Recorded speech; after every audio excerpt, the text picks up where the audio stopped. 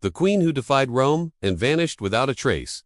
She stood against the most powerful empire in the world, and won, but then she disappeared without a body, without a grave, without a single word. Her name was Boudica, and she nearly brought the Roman Empire to its knees. In the 1st century AD, Britain was under Roman rule. The mighty legions controlled everything: land, laws, lives. But in the east, one queen dared to resist. Boudica, queen of the Iceni tribe, had been humiliated. Her husband's death was followed by betrayal. The Romans ignored his will, seized their lands, and, in a display of merciless dominance, flogged Boudica. The empire had never seen such fury from a so-called barbarian. One woman, armed not with empire, but with fury and grief, had shaken the world's greatest power to its core, and violated her daughters.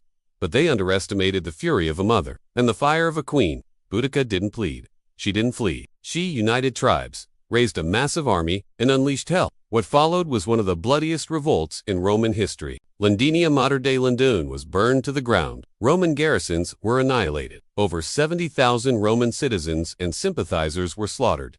Rome panicked. Nero considered abandoning Britain altogether, but just as suddenly as she rose, she vanished. The final battle was brutal. Outnumbered and out-equipped, her forces were crushed. And then Boudica was gone. Some say she drank poison to escape capture. Others say she was quietly buried by her tribe. No body was ever found. No grave ever marked. It was as if the earth itself protected her memory. So who was Boudica, truly? The truth is far more powerful. Boudica was a mother turned general, a widow turned wildfire, a woman whose courage became legend, a queen, a warrior, a symbol of revenge, or something more, a ghost of resistance that still haunts the foundations of empire. Her name was nearly erased from history. Roman historians painted her as a savage. But the truth, and yet, her story remains incomplete.